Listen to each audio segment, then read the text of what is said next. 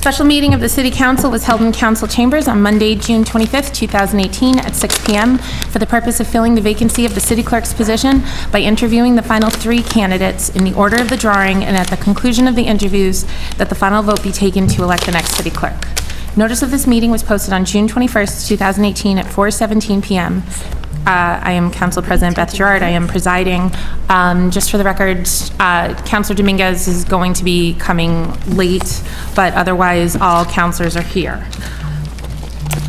So the rules of the City Council provide that in the case of the absence of both the city clerk and the assistant city clerk from any meeting of the City Council, the council shall elect a clerk pro tempore for such meeting. And I call upon Councilor Turiel to make a motion to appoint a clerk pro tempore. Thank you, Madam President. I move to elect City Solicitor Beth Renard as our clerk pro tempore. Councilor Turiel moves to elect City Solicitor Beth Renard as our city clerk pro tempore, seconded by Councilor Dibble. All those in favor? All those opposed? Matter carries. This evening, the council will interview 3 candidates for the position of city clerk. The candidates were recommended by an ad hoc committee that interviewed 6 of the 21 candidates for the job.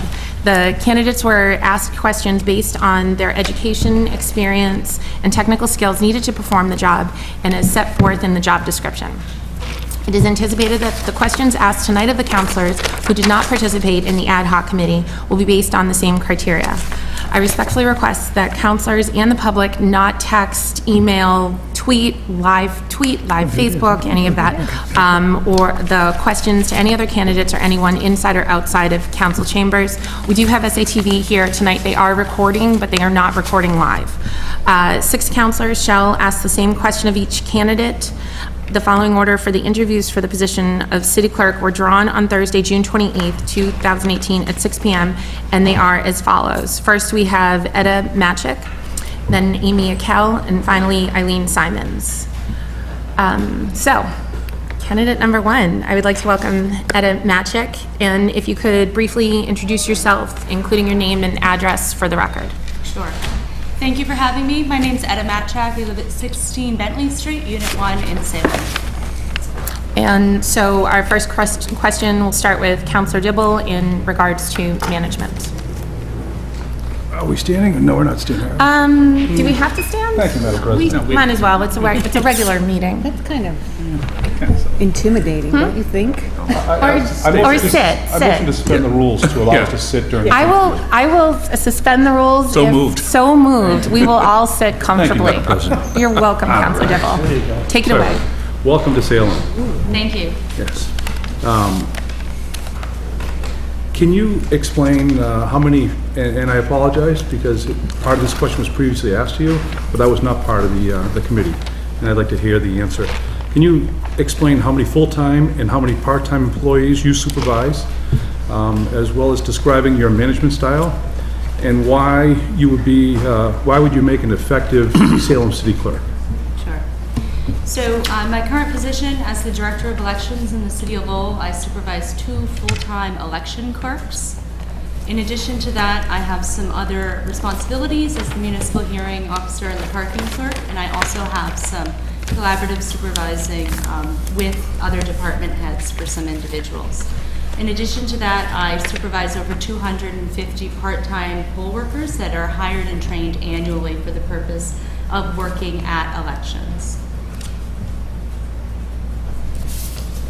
The second half of my question was, can you describe your management style and why you would make an effective Salem City Clerk? Sure. I would best describe my management style as leading by example. I have very high expectations of other people, even higher expectations of myself.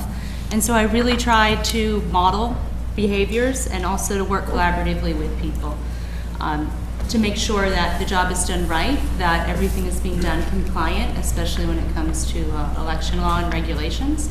But also I feel like I'm somebody who comes from a big family. I'm one of 4. So I feel on a day-to-day basis that a lot of my abilities to collaborate with other people and to work together with other people really comes from my home life and being able to get along with the 2 brothers and a sister. I feel like I would be a good city clerk because I feel like my background and my resume definitely ticks all the boxes that were described in the job posting, and in some cases they exceed some of the requirements that were in the job posting. I am passionate about the city, and I really would embrace the opportunity to participate in the city not only as a resident but also as an employee and as the city clerk. Thank you. Thank you. Thank you. And I should just mention that at the last city council meeting that there was a question from Councilor Dominguez. If somebody had any follow-up question, that they may ask it. So if anybody does have a follow-up question, please feel free to raise your hand and I'll call on you and you can ask it. Seeing none, then let's move on to Councilor Flynn. Oh, I'm sorry, Could I just Councilor clarify Sargent. that? I think Councilor Domingo asked that if the council who asked the question needed to ask a follow-up to clarify. It wasn't for the whole council to ask a Okay. follow-up as far as I remember it. Okay, Thank you. Like if they didn't answer the question. sure. Councilor Flynn, technology. How are you? Great, thank you. If hired as the new city clerk, do you feel that any current advances in technology could be used to increase the efficiency of the office? If so, what types of technology would you propose? So I would definitely embrace any technological advances that come out, understanding, however, that when it comes to election equipment and it comes to other improvements through vital records, that the city is dependent on the state to first approve any of those. To use early voting as an example, part of the municipal modernization bill actually allowed for electronic check-in at polling locations. So that's something that has already been certified, that I would look to really grow here within the city, to have the technology, to have the poll pads, and to work collaboratively with the state to implement that new technology. Thank you.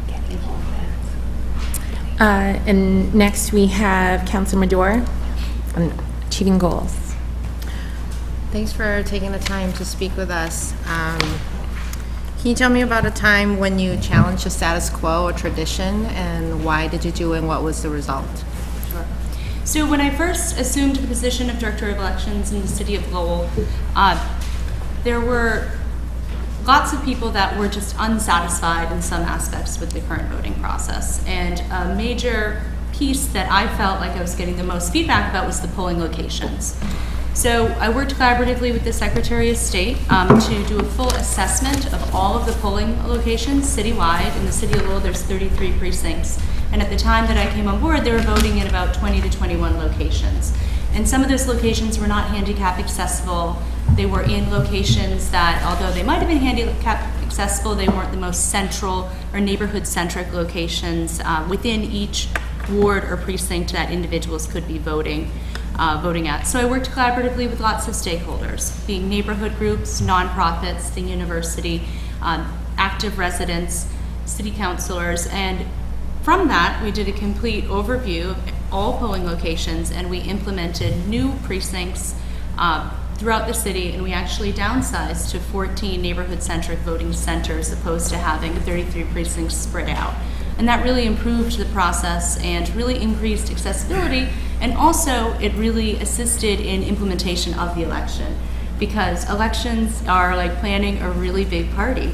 And so you want to really streamline that process as much as possible. And one way to do that is to really assess where you're voting, and then to make some changes to make sure that everyone can access it, not only physically, but also in terms of language access and in terms of feeling comfortable. So that's something that I've done before, and that's something that I would plan to do moving forward. Thank you. Councilor Milo, experience. Thank you. Thank you, Ed, for coming in. Thank you for having me. So if you're elected to the city clerk's position by this council, in addition to your office serving the 42,000 residents of Salem, you personally will be reporting to this body. In essence, we'll be your supervisors. We elect the clerk, we also set the clerk's salary. We're a body of 11 people. People out here will tell you, and we will tell you that, you know, we all have different personalities, different skill sets, different work styles. And as the city clerk,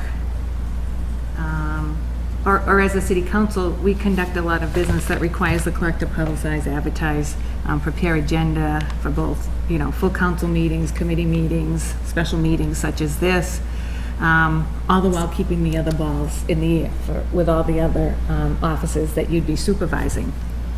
Can you tell us about your experience working with a large legislative body such as ours, and how you'll balance our needs, the needs that I previously mentioned, on a weekly and sometimes daily basis with the needs of the other offices that you'll supervise?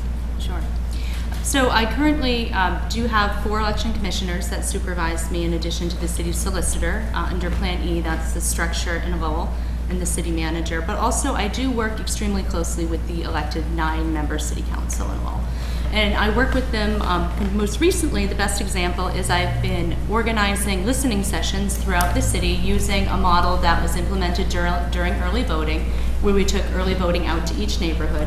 And we've been hosting listening sessions with an ad hoc subcommittee on elections to really hear feedback about how people feel about the current electoral process and if there's an appetite for charter change. So I've been working with the chairman of that board to ensure that the agendas are posted timely, that locations are secured, that the public is notified, and that also stakeholders are aware of the event so they can help publicize. That's a model that I used during early voting, which was really kind of a large-scale rollout. And it was the first time we had ever really had early voting in the past election. And after that, the city of Lowell was actually recognized and received a gold medal award for inclusivity around how early voting was implemented. So I would draw upon my background of some current projects, but also my background as a City Year Boston volunteer, where I organized some large-scale service projects, a Storymobile driver for the city of Boston with Mayor Menino's Read Boston campaign, where we took books out into the neighborhood. So I would follow those models of just leaving City Hall, getting out into the neighborhoods, hearing what people have to say, and then being able to bring that back and implement change if needed, but also to continue the good work that's being done if that's the feedback that's being received. If I may, Madam Chair, Yes. just one question President. out of curiosity. So you're supervised by the 4 election clerks, is that what they are? So or what are they? there's 4 election commissioners. Commissioners, And in okay. addition to that, kind of day-to-day operations are supervised by the city solicitor. Okay, and do they elect you? No, Like, how do you get your position? So I'm Your current position, I mean. appointed by the city manager under Plan E. Okay, all right, okay, thanks. Next, we have Councilor Peterson on elections. Thank you, Madam President, and thank you, Etta, for being here. I've heard from many that there's a feeling of mistrust, that not enough is being done to encourage the disenfranchised to vote. How would you address this, and how would you establish relationships in the community to develop a sense of trust in voting and remove obstacles? So one thing that I've worked on is implementing the first trilingual ballot here in the state of Massachusetts. So Lowell's ballot is not only in English, but it's in Spanish and Khmer. And it is in 3 languages because of the population counts from the federal census. This past year, I implemented the first Khmer ballot. So I really had to work collaboratively with the Department of Justice, the Secretary of State's office, and then also with some local neighborhood groups that had the institutional knowledge of the community, but also had the language skills and background to be able to help guide us through the process to ensure that the dialect that we were using was the proper dialect. And so I really reached out. I used kind of my networks. I used other people's networks. I invited everyone to be part of the process and part of the solution. And the end result was that we had a really great trilingual ballot. It motivated a lot of people to come to the polls, and the feedback was people who might not have felt comfortable before coming into the polling locations really felt welcomed because of seeing that extra ballot language on the ballot. I understand that there's different ways to implement a multilingual ballot. Sometimes the government tells you have to, but in other times the community can elect to have their own multilingual ballot, and that's a process that I am familiar with, and that's a process that if there's a voice here in the city of Salem to have that, then it's a conversation that I would feel comfortable with, and one I would be willing to have. Additionally, I really tried to ensure that there was language support at the precinct level for everyone involved. The state law does not require translators, and I understand that. It requires that 6 poll workers work at each location. But I really wanted to make sure that the people that were working were well-trained in elections, but also had a better understanding of the needs within each of the precincts. And so that's something that I would focus on as well. Thank you. Thank you. Thank you. And finally, we have Counselor Sargent, Thank you, Madam whose President. topic will be a surprise. Thank you also. Thank you. The question is, how many years' experience do you have working with a city council, preparing city council meeting agendas and backup information for a city council that meets at least twice a month? So I do not have any experience when it comes to creating a city council agenda or minutes. However, I do have 5+ years of experience creating an election commission agenda and keeping their minutes. Having worked in a law department and having my current role as the elections director and working on some other projects, I'm very familiar with the open meeting law. I feel comfortable with the open meeting law. And I feel like I could draw upon my past knowledge with the Election Commission to continue that, given the opportunity here in Salem. Thank you. Thank you. Thank you. Okay, I think, let's see, so, Counselor Dibble? Thank you, Madam Chair. I know it's not on the agenda, but I'm wondering if you will entertain having each of the 3 applicants be able to provide their own closing comments and description, whatever they would like to add to this. Yeah, In fairness for all 3. Yeah, I think that would be a great way to conclude. So, Great, thank you. So first, I'd like to thank you for the opportunity. I really appreciate the fact that you had me in tonight and that I'm one of your finalists, and I am very thankful for that. I really enjoy being a resident here in the city of Salem. I cannot say enough that I would like to continue to be involved. I feel like my background has a niche in elections and public service, and my other experiences really make me a qualified candidate for this position. I have a master's degree in public affairs. I've implemented a multilingual ballot. I've worked at a larger scale on election planning. And I would really just like to be able to say that within my hometown, I was able to come in and to be a part of the process. So thank you again, and I ask for your consideration. Thank you. thank you. Thank you. Very much. Lisa, are you gonna see if Amy's out there? Thank you. Thank you, Etta. Thank you.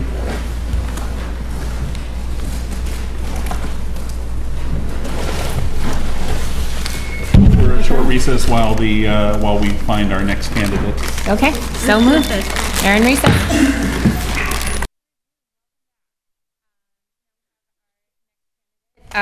Amy Akel. Did I say it right?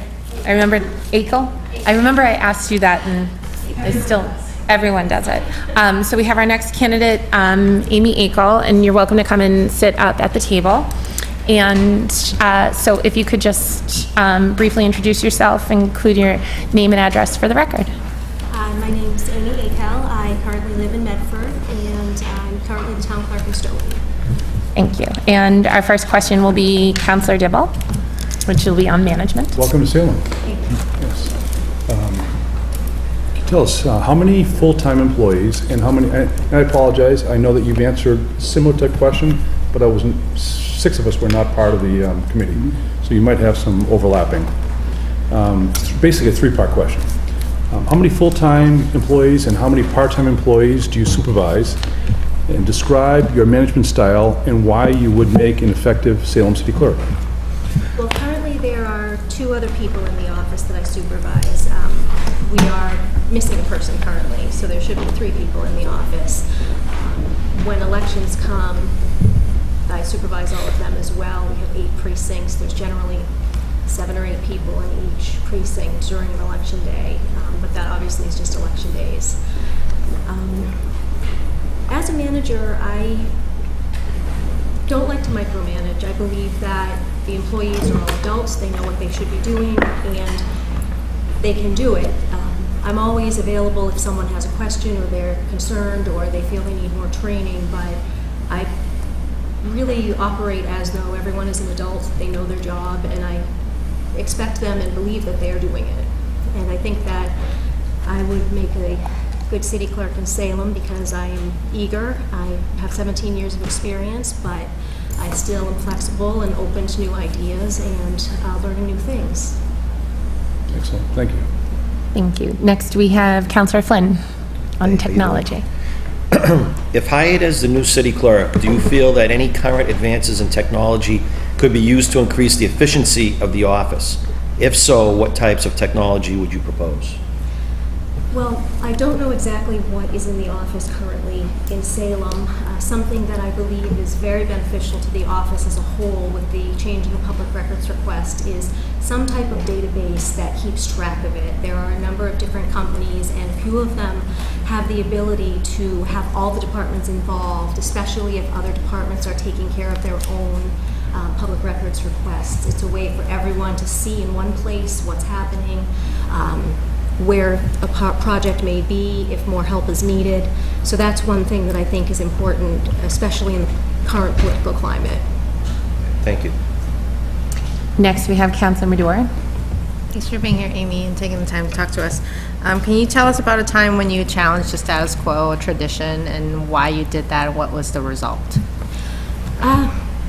Well, something that I had to change that it wasn't something that I really had control over. In the old days, there were little niceties that we could do for other employees, like free birth certificates for the policeman's child. Just little things like that that really weren't a big deal, but unfortunately today, we can't do that. We have to charge everybody, and it's something that I implemented to Stoughton, and unfortunately not everybody was happy about it, but it seems like a little thing, but it is important because it may only be $10, but it's $10 that that person doesn't have to pay because they're an employee that a member of the public would have to pay. And it is getting something for free because of your position, and that is a problem ethically in 2018. So what motivated you to make that change, and were you successful in making the change? Well, I didn't want ethics to come knocking on my door for playing favorites with employees, and I was successful. People weren't always happy about it, but when I explained this is for all of our protection, most of them were okay. Thank you. Thank you. Next, we have Counselor Milo. Thank you, Amy, for coming in. We appreciate it. Mine's a long question. Okay. Well, it's not a long question, but there's a lot of background to it. So, if you're elected to the city clerk position by this council, in addition to your office serving the 42,000 residents of Salem, you personally will be reporting to this body. In essence, we'll be your supervisors. We elect the clerk, we set the clerk's salary. We're a body of 11 people. We each have our own personality, our own skill set, and our own work style. We also conduct a lot of business that requires the clerk to publicize, advertise, prepare agenda for both full council meetings, committee meetings, and special meetings such as this. All while keeping, the other balls in the air, the other departments, making sure that the other departments that you'd be supervising are running smoothly. Can you tell us about your experience working with a large legislative body such as ours, and how you'll balance our needs, which sometimes we are needy, on a weekly or sometimes daily basis with the needs of the other officers that you'll be supervising? Well, the way that I look at the council meetings are as if they are mini town meetings, which is something I have a lot of experience with. There's always preparation to be done. There's always people who have questions or need assistance. And I think it is a bit of a juggling act, but it's something that I'm guessing in Salem has the benefit of somewhat larger departments and more people who are there to juggle all the balls as well. So I think it's really time management and really learning exactly what's needed and the time frame for everything. And if you have to stay a little late to get everything done, you stay a little late to get everything done. And have you had experience working with a legislative body like this? Or? Not specifically like this. I do work with the Board of Selectmen. They're a group of 5, but I don't report directly to them, but I do a lot of work with them. So it's somewhat similar, but obviously different in a number of ways. Thank you. Thank you. Next, we have Councillor Peterson. Thank you, Madam President. Thank you, Amy, for being here with us today. I've heard from many in Salem that there's a feeling of mistrust that not enough is being done to encourage the disenfranchised to vote. How would you address this, and how would you establish relationships in the community to develop a sense of trust in voting and remove obstacles? Well, I think the first thing is to make information as public and as widely available as possible. There's a number of different ways to do that. Obviously, online is one way, and a lot of city and town clerk's offices I know have started Facebook pages that people can subscribe to kind of keep up with the important things of when voter registration deadlines are, what you need to know if you're going to vote, where you go to vote. I think that the biggest thing is obviously being transparent and making the information available for everyone in as many ways as possible so that people, no matter where they are or what their circumstances might be, either can get the information or feel comfortable calling and saying, I don't know the answer. And that's something that I try very hard to have in my office. Customer service is important. Thank you. And finally, we have Councillor Sargent. Thank you, Madam President. The question is, how many years' experience do you have working with a city council, preparing city council meeting agendas and backup information for a city council that meets at least twice a month? Specifically with city council, I don't have much experience because I've always worked in towns, but I have been, over the years, part of working with the warrant or the town meeting, which is articles that you're going to discuss on a specific night, and they all have different posting requirements. Some of them need to be posted for public hearings, some of them are just regular meetings. I also have worked with the Board of Selectmen for some of their meetings, helping them get all of the information they need out to the public. So while I don't specifically have city council experience, I do have other experience that I believe would be beneficial and help me in city council business. Thank you. Thank you. So I think Councillor Dibble, you said it so perfectly with the previous candidate that just to summarize why you feel you would be a good fit as the next city clerk. And Closing statements. closing remarks. Yes. Just I would welcome the opportunity.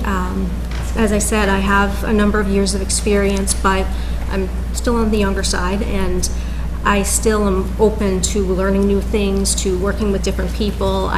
Obviously I follow the laws for the job, but I am open to working with everyone and doing the best job that I can and working for the people and for you.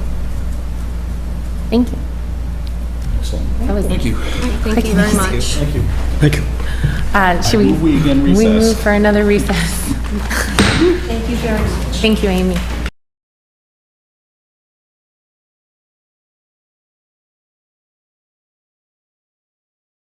Thank you.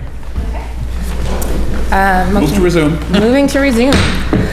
Okay, we have candidate number 3 here. I would like to welcome Eileen Simons, and if you would like to come and sit at the table, if you could briefly introduce yourself, including your name and address for the record.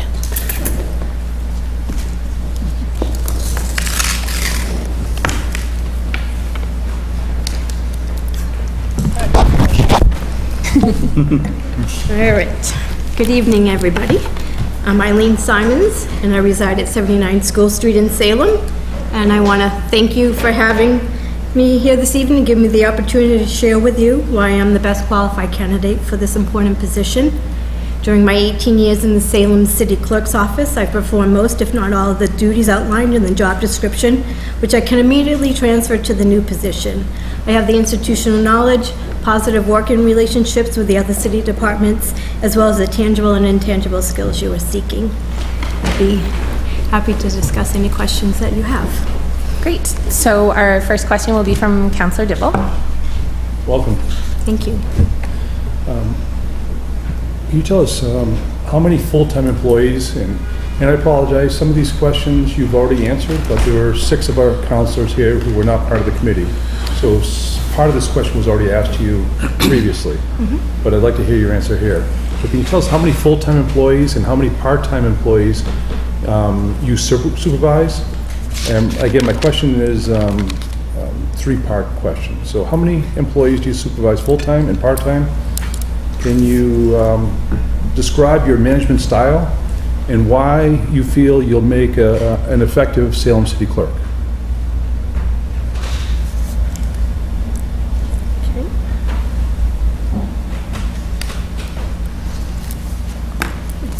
No, all right. So, let's see. The city clerk, I need my glasses. I need bifocals, actually. The city clerk should have at least 6.5 employees at this as full staff capacity. At this point, we only have 5 staff employees. 5 full-time staff I'm employees. so sorry to Yep. interrupt. I just wanted the record to reflect that Counselor Dominguez has joined us. I'm so sorry about that. Please go on. Sure. 5 staff. That's okay. Thank you. We used to have, years ago, 10 full-time employees working there. So at some point, I hope to make that 6.5 and full-time, or 6 full-time and 1 part-time person. Like to see it more like at 7.5 if possible, would be wonderful. I believe my management style is to lead by example. You know, it has to start from the top down. So if they see me working hard, then I believe or expect them to work just as hard, which they are. And this is not to say you can't have fun and laugh, but when it comes down to it, we must take our job seriously and get the work done. I feel that I need to treat my employees with respect so I can earn their respect. I'm not afraid of rolling up my sleeves and getting right in there and doing the same things as them. For example, for many years, I've been lugging out the ballots from the vault to able to count them and getting right down onto the floor while we're packing our suitcases. For some people think that is an exotic trip coming up for us. For us, it's just our election suitcases. Let's see. I also, over the past, I get right in there and certify signatures when they have a stack comes in. I also license dogs when they also start coming in fast and furiously.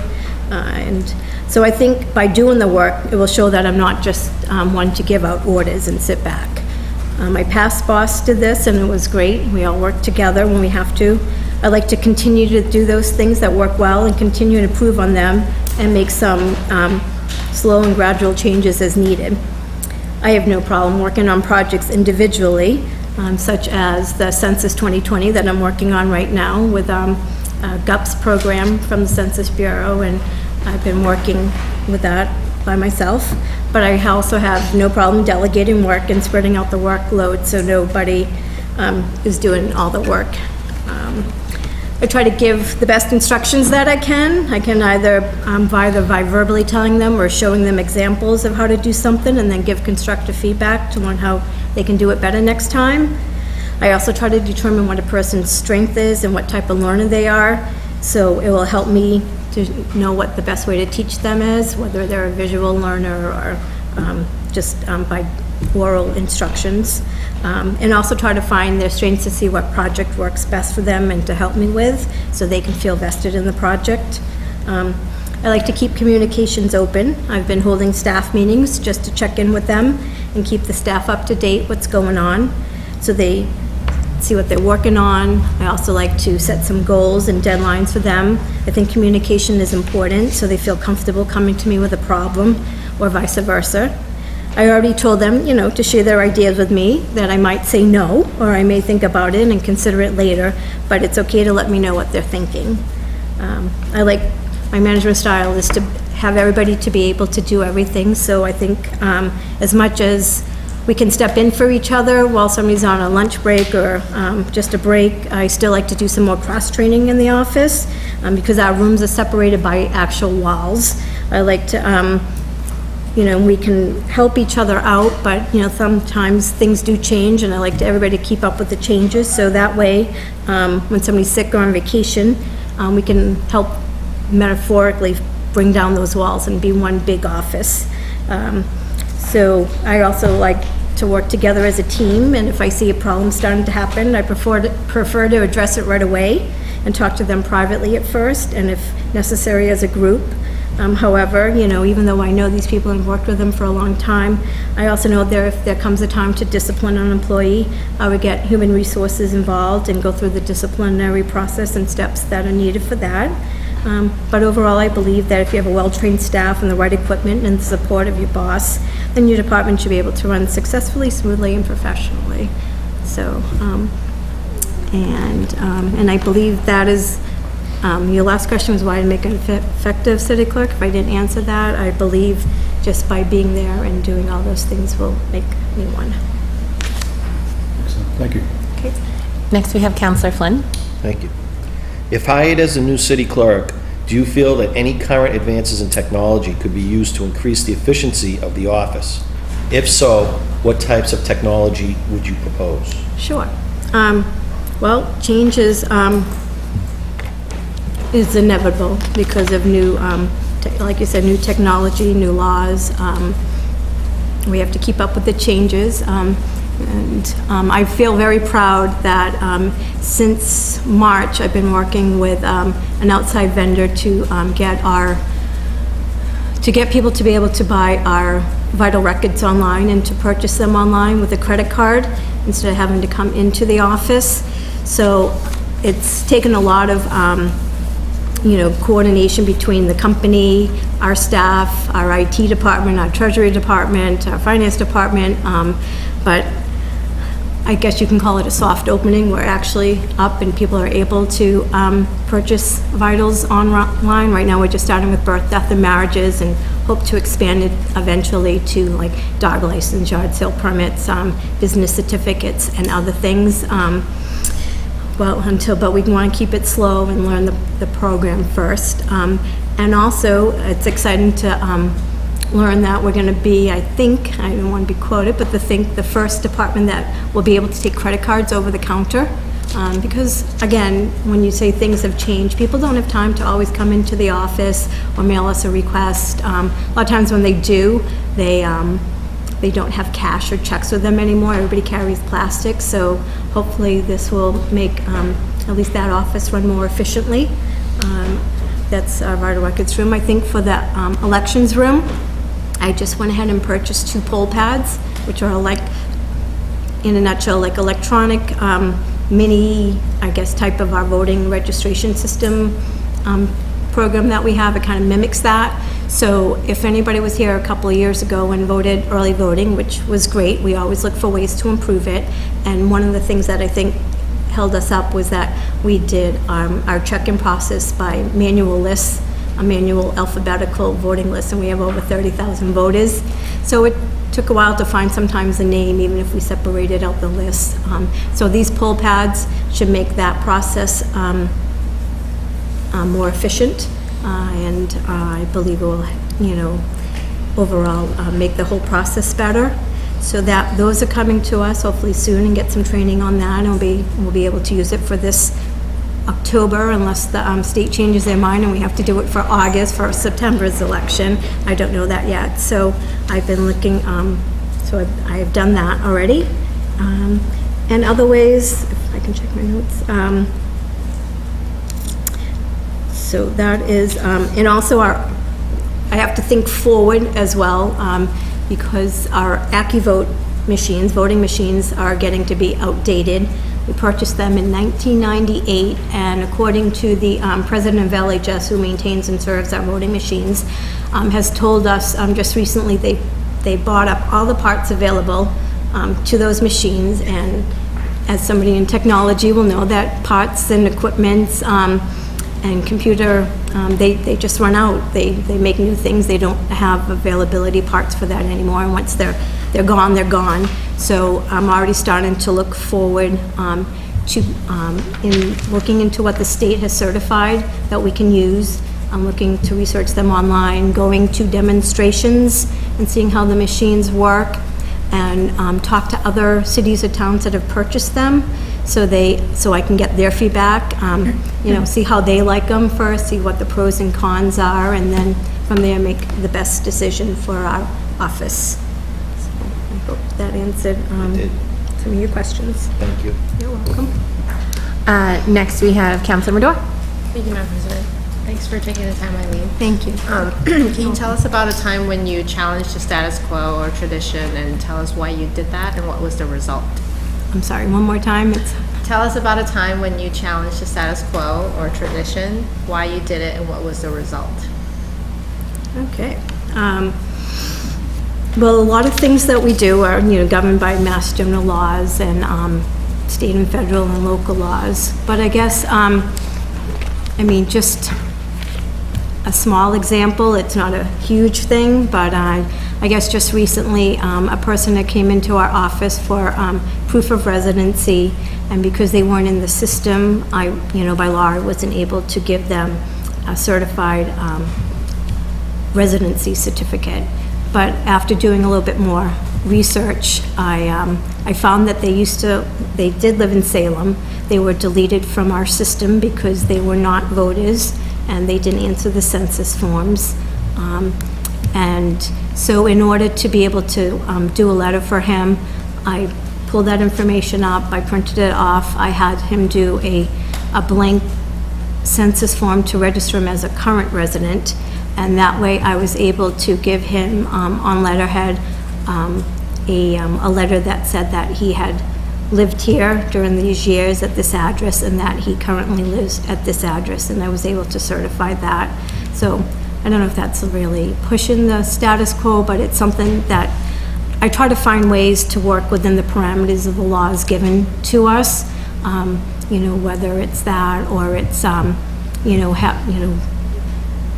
having bilingual election workers work for us now. We've translated a lot of our forms into Spanish. So although we're not allowed to have municipal ballots or state ballots right now in Spanish, we have done everything within the parameters given to us to put everything in Spanish that we can and have translators at the polling locations. So I wouldn't say, I bucked status quo, but we try to make it easier for everybody so they can have a great voting experience or a good experience just coming into the office. So I hope that answers your question, or if you have any follow-ups to that. Okay, thank you. Next, we have Councilor Milo. I'm sorry, coming in. If you're elected to the city clerk position by this council, this is stuff you probably already know, but we asked this question of the previous two candidates, and I'm just gonna read it the way it's written, so. Okay. So if you're elected to the city clerk position by this council, in addition to your office serving the 42,000 residents of Salem, you personally will be reporting directly to this body. In essence, will be your supervisors. We elect the clerk, we set the clerk's salary. And we're a body of 11 people, each with our own personality, our own skill set, and our own work style. We also conduct a lot of business that requires the clerk to publicize, advertise, prepare agenda for full council meetings, committee meetings, special meetings such as this, all the while keeping the other balls in the air, meaning the other offices running. Can you please tell us about your experience working with a large legislative body such as ours, and how you balance our needs, the agendas, et cetera, on a weekly and sometimes daily basis with the needs of the other offices you'll be supervising? That brings me back to your question. We need a PA system in here. Okay, so if I heard you correctly, sure, I can answer that. Being here for 18 years, in the past 14 years as the assistant city clerk, I look back in the manual and I've worked for over 30 different counselors, 11 at a time, and you are correct that there are 11 different personalities to manage sometimes, but I interact, I feel, with each and every one of you, hopefully respectfully, and that sorry, and that I interact with you, most of you, or at least one of you, on a daily basis, whether it's by phone, email, or in person. And I hope that I cater to your needs, and whether you need something copied, or a resolution written, or an order typed up. You know, I hope that I perform those duties well for you. I also, I'm sorry, it's a little, it is a little nerve-wracking here, I can't tell you. You have to learn to prioritize as well. So every job's important, but there are certain days of the week or certain times of the year that some jobs are more important than others. So I would say that, you know, Tuesday on an agenda day takes priority over something else. If I'm caught up on my agenda and waiting for the things to come down from the mayor, then I can work on something else that somebody else is requesting. In the fall time, elections obviously gets priority, and in the beginning of the year, like census and dogs take priority, even though, you know, but you must be able to do everything as well. So you have to be be able to multitask and be adaptable and flexible. And I believe some days, like there have been days where agenda has fallen on election day. So you come in very early, you start off the day with the election. Hopefully everything gets up and running by 7, you don't get any phone calls, and then you put on your, you know, I guess city council cap, and you do the agenda. And then when that is done, then you put back on your election hat and you work on elections for the rest of the day. So you have to learn how to just be flexible and adaptable in that way. But I have also learned to, you know, get ahead on our petitions. Any petitions that come in for you, I try to prepare them ahead of time so I can get them on the agenda. You know, and as long as I have counselors that will call me ahead of time, I can get meetings posted and scheduled and posted within the 48 hours that I need, and have the invitation sent out.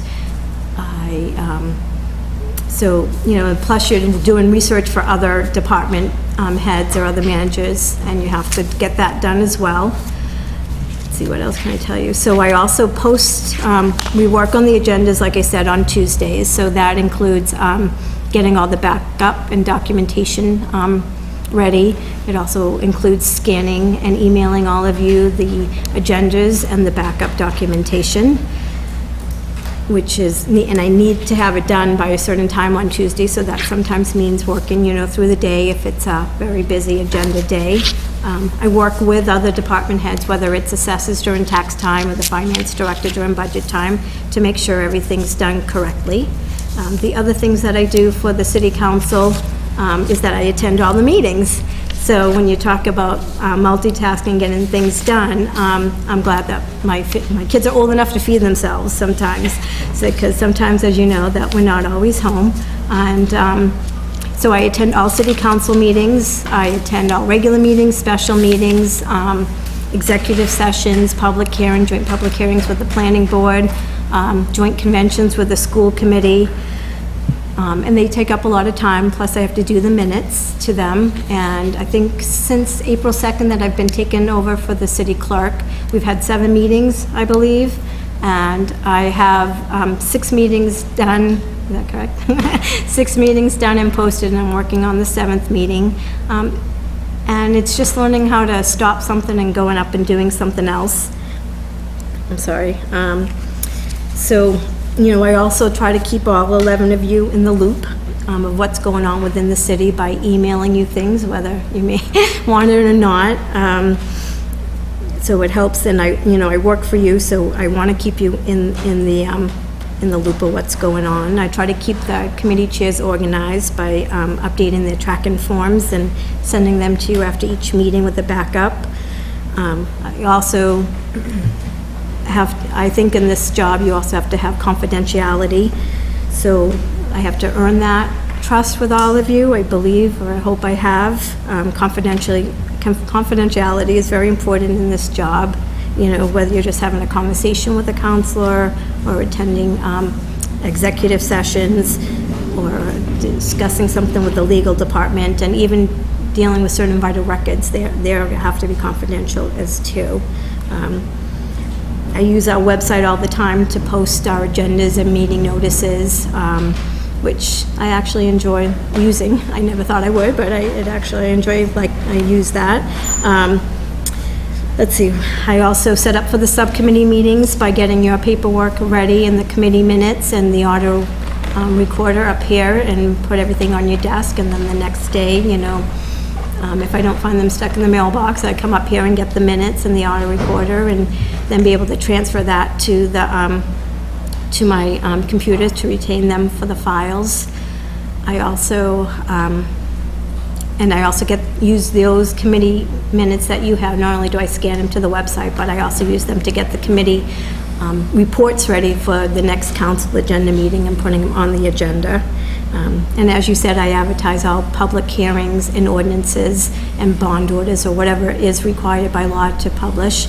I publish. Some have to be twice. So, and as we talked about, that can kill the advertising budget at times, but they need to be done.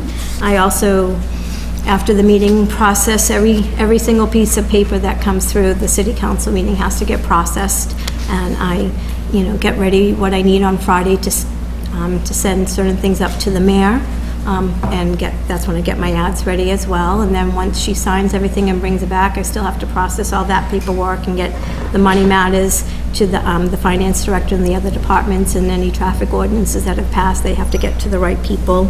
And in between, you're just always running back and forth if something happens down to the other room, or they're coming out, and that's where delegation helps with the job, to put people in charge of, things that, I believe is their strength to do, whether it's helping with, putting the claims together, or doing the claims letters, or taking in the fines and violations that the PD and the dog officer and Board of Health and other people that we receive the money, put somebody else in charge of tracking all of that.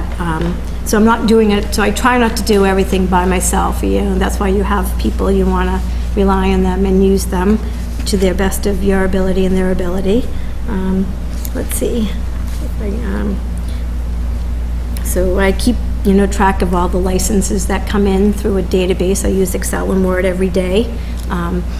The appointments and the constables, I have to keep track of them and send out appointment letters and make sure that I send them, not the constables, but the appointments and reappointments, their open meeting law and their ethics training and their summary conflict of interest laws, and make sure that they sign off that they receive them and come in and take their oath, and I log their dates in the book and keep track of that. And so again, I work with a lot of other departments to keep everybody, to keep us all working together as a team. So I don't know if that answers your question. Sorry. If I had thank you. If any follow-up questions, please ask me if I missed something on that question. Okay. Next is Councilor Peterson. Thank you, Madam President. Thank you, Eileen, for being here with us tonight. I've heard from many that there's a feeling of mistrust, that not enough is being done to encourage the disenfranchised to vote. How would you address this, and how would you establish relationships in the community to develop a sense of trust in voting and remove obstacles? Okay. Sure. So as I said, we have to do things within the parameters of the local, state, and federal laws. But I believe that, I'm sorry, I'll say that what I can say is that we do have a board of registrars that I would become the ex officio chair of, and I would like to make them a more active board, and to be able and to assist me in doing voter registration sessions and drives and voter education, and hopefully go around to different parts of the city, whether it's Salem State College or Salem High School or community rooms or organizations or neighborhood meetings, and go and give voter education and have voter sessions with them.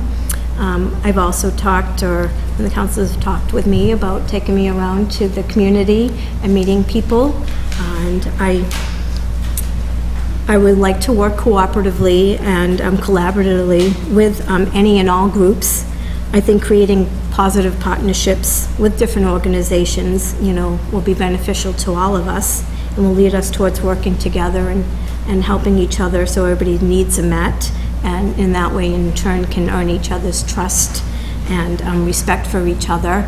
I can't wait to, go maybe to neighborhood meetings and meeting more people. I've met some great people. I know a lot of great people here in the city. I've already been in touch with Cynthia Lynch, who works at Salem State University, to reach out to her to have some voter sessions at the college and to do some and to maybe look at that as an early voting location, and hopefully I can recruit some new poll workers from there, because it's good to have always some new people working the polls. I think that's very important. I also introduced myself to Judy French the other day when she signed up to speak, and I'd like to talk to her about things, how we can work together. And like I said, just reaching out to different neighborhood groups.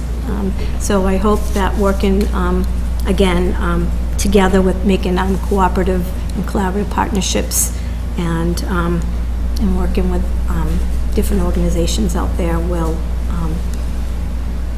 help that misnomer, that will help that feeling of distrust that's out there. And again, there are certain things that we have to do by law in terms of letting people allowed to vote or how to vote, but our goal is to get everybody to vote. And I believe that if there's they don't fall into the active voting list or the inactive voting list, we always have our provisional ballots to be able to give everybody that right to vote. Thank you. Thank you. And finally, Councillor Sargent. Thank you, Madam President. Hello, Eileen. Yeah. My question is, how many years' experience do you have working with a city council, preparing city council meeting agendas and backup information for a city council that meets at least twice a month? Well, I've been with the city clerk's office for 18 years, but with the city council itself, I've been doing that for 14 years. I guess you could say kind of 15 years. For 1 year, I was doing 2 jobs as the elections assistant and as the assistant city clerk, because in 2004, when our previous city clerk passed away, and Cheryl was alone, I was helping her, but it was also a presidential year, so training a new person out there, I had to kind of do both jobs at the same time, so I guess that goes back to the multitasking as well. But so I would say I have 18 years worth of council work, working on agendas. I tried to, in the last few months, also change the agendas a little bit, about adding how to sign up for public testimony, because I've heard, and I try to listen, that people didn't know how to sign up or didn't know they had to sign up by 6:30 or where to go. So I try to put that right on the agenda so that wouldn't be a question anymore. I've tried to put full documentation when I can on the agenda, whether it's a letter from the mayor or an ordinance.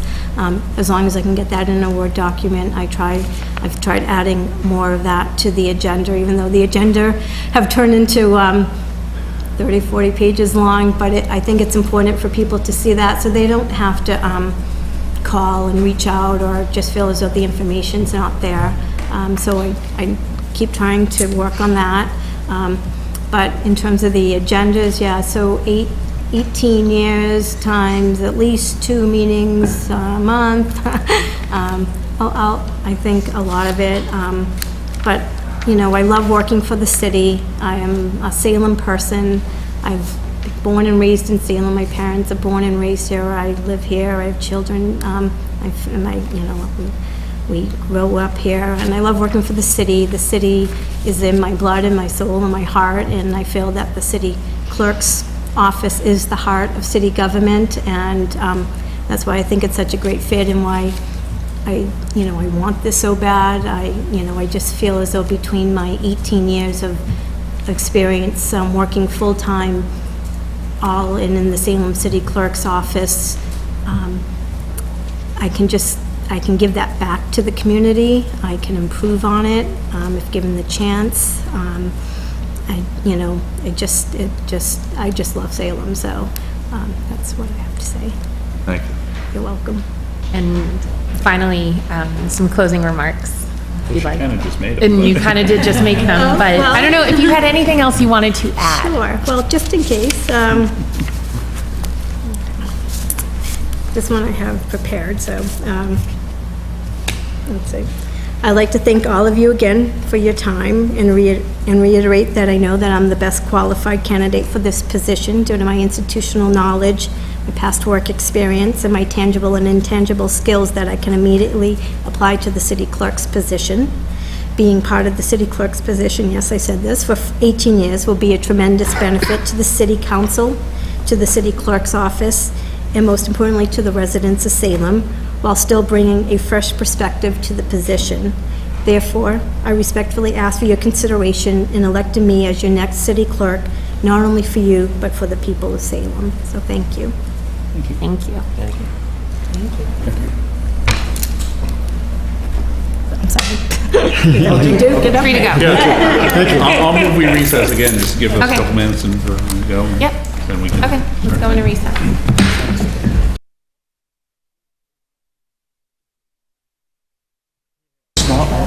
All right, move to resume. Moving to resume, welcome back. Okay, counselors.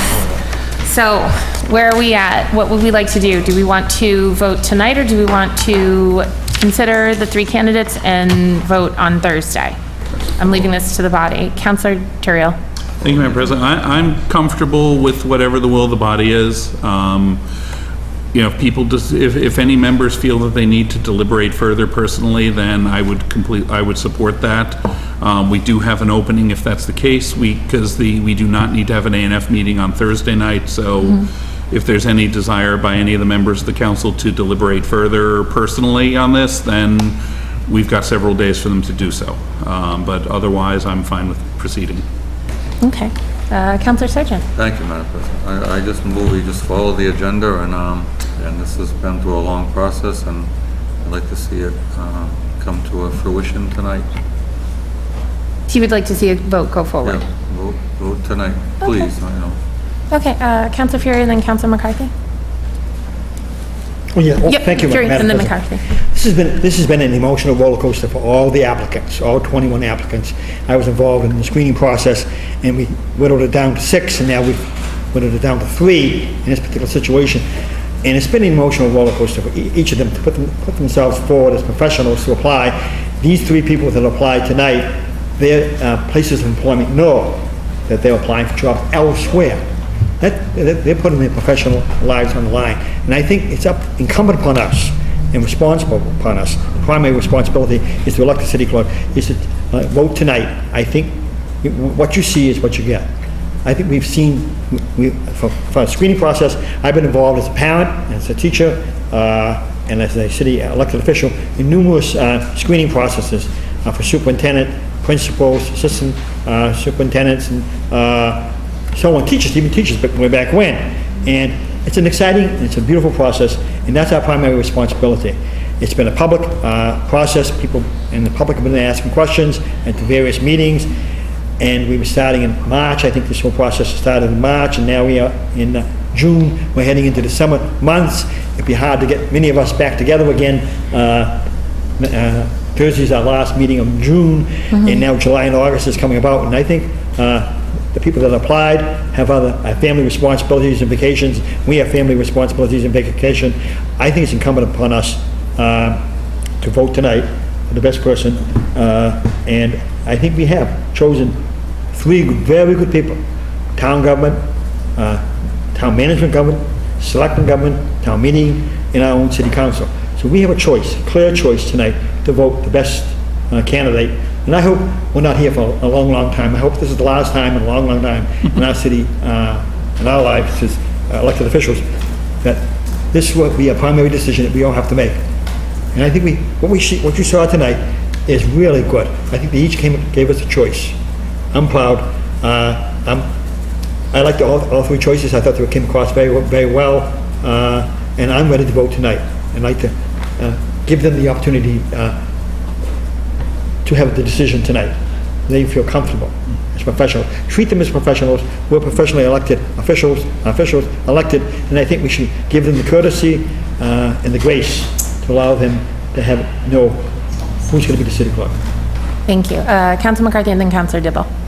Thank you, Madam President. First of all, I want to thank the 3 candidates that were in front of us tonight, but also thank the 18 other people that applied for this position. I mean, obviously, I also want to thank the ad hoc committee, of which I was fortunate enough to be a member, in the deliberations that committee went through in order to bring forth the 3 candidates that were in front of us tonight. I think that by the brief discussions we had with them tonight, I mean, obviously we had back in chambers to get it down to the final 3. It was slightly longer discussions with each one of the 6 that we brought in, and I think that, you know, the three candidates we brought in tonight, each of them I think is immensely qualified. I think they all have slightly different skill sets, but I think that any one of them would serve the city well. But you know, it comes to the point where, you know, you're going to vote to fill a position whom you think would best fit, and I wish the other 2 candidates that I have no idea how the vote's going to come out tonight, but I wish them well, and I wish them, I hope that in their careers they both are very qualified, and I'm sure they'll do wonders in their careers in other municipalities, because I think they are immensely qualified, and I think that it speaks to the process that we had 3 qualified candidates that came up in front of us tonight that could have served the city. So is that, you want to vote tonight? Let's vote tonight. Okay. Just want to synthesize that. No, it's Okay, thank you. I didn't know we were all going around saying we wanted. I just wanted to thank the candidates. Thank you for thanking people as well. Councilor Dibble? Thank you, Madam President. I have to agree with the Ward 1 councilor, his comments, and the good at-large councilor across the way, that we should vote tonight, that we're ready to vote tonight. I believe, not being part of the ad hoc committee, I believe the ad hoc committee did an excellent job in finding us 3 very good candidates. I'm wondering, because 6 of us were not part of the ad hoc committee, before we take it to a vote and continue deliberation, if you as president can give us a very brief update from the ad hoc committee in terms of the ranking of the vote that was taken for the 3 finalists, and how that decision was made. If there's something if there's information that you can share with us from the ad hoc committee, because we don't have minutes, they weren't able to be shared with us until after this thing is closed, I guess. Right. Which is kind of odd, but if you just give us information on not all the candidates, but the 3 finalists and how they performed in terms of ranking, and how the committee went about that decision. Okay, I'm looking at the city solicitor because we had checked with the Attorney General's office on how much we can discuss before the meeting minutes are released, which can't be released until after the city clerk is elected. So I'm not sure. So you could share a summary of the 3 that were before you tonight, and I don't believe there was a big difference in ranking. My recollection was They were closely ranked. Yeah. Based on the number of points and stuff that we used, but I don't think there was a election of 3%. Okay. Madam President? Yeah, Councilor Terrell, and then, or Councilor Dibble, were you done? If I may continue. Okay, let him continue, and then okay. So I guess I'm asking the 3 candidates that were put forward, were they all just put forward equally, or was there a ranking to the 3 of them? Can I say? Yeah, there was a ranking.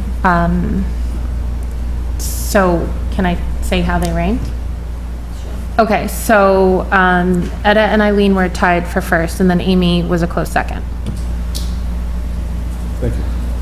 I would Councilor Terrell? suspend the rules to allow the Human Resources Director to sort of, if she wants to walk the city council through the ranking process that we used and what's the criteria. That would probably be helpful for the 6 people who weren't on the ad hoc committee. Okay, Lisa, do you want to? Sorry about that, Lisa. Yeah, we just have to be careful, like how much, I guess, we're saying. Like just what the process was of. So,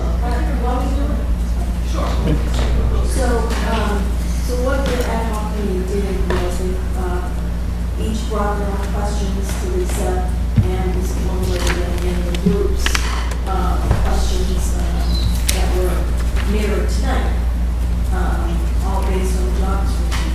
And each candidate was ranked, was given a numerical ranking based on their response to the questions.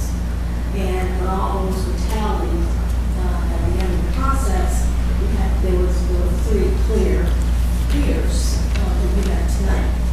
And there was a very small difference between amongst the two. So it was a numerical ranking, and then there was a tally.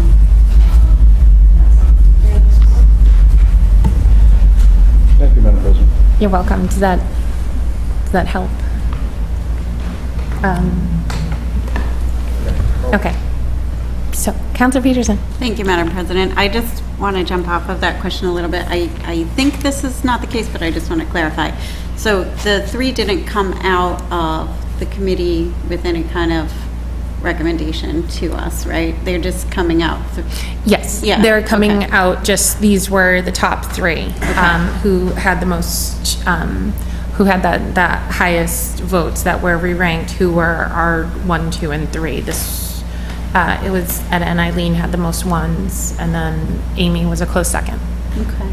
And to answer the question you asked at the beginning, from my perspective, I do feel like the people that are, that were not on the ad hoc committee are at a slight disadvantage, at least, you know, in terms of not having gotten to know everyone as well. But at the same time, I feel like I feel prepared to vote Okay, tonight. so, I don't know if others from not on the ad hoc committee want to weigh in on yeah, that. and Thank you, Madam Councilor President. Dominguez. I wanted to apologize because I came late. I got Yes, we noted that. my baby's graduation from middle school today. And congratulations. He's not a baby. It's my baby. And I just came to vote, so I'm ready to vote. You're ready, Because okay. I went through the process. I'd be very glad to see final result. I echo what the previous at large mentioned.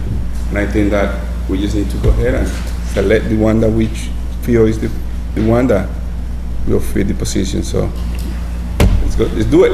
Okay, so, so the correct wording, if somebody wants I to, will. okay, do you know what the wording, do you have the wording? It's right here. Oh, good. I'll move for adoption by roll call vote with each counselor stating the name of the candidate he or she elects as city clerk. Second. Second, okay, so Counselor Terrell moves for adoption by roll call vote, each counselor stating the name of the candidate he or she elects as the city clerk, seconded by Counselor Dominguez. All those in favor? All those opposed? Matter carries. Okay, so Madam Clerk Pro Tempore, will you please call the roll? Councilor Dibble, Eileen Simons. Councilor Dominguez, Eileen Simons. Councilor Flynn, Eileen Simons. Councilor Fury, Eileen Simons. Councilor Dorr, Eileen Simons. Councilor McCarthy, Eileen Simons.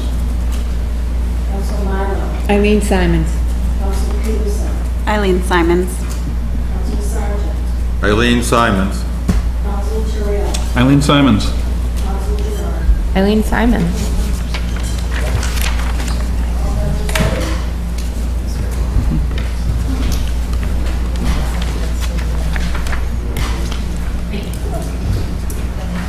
So, and this isn't usually this quick, I just, in the matter of counselors naming the next city clerk, we have 11 members voting, 11 members for Eileen Simons. So Eileen Simons is our next city clerk.